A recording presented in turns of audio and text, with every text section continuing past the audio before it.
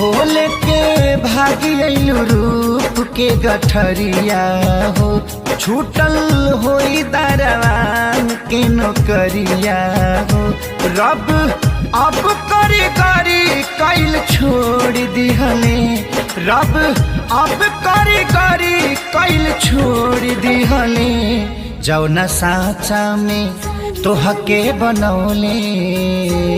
जौना साचा में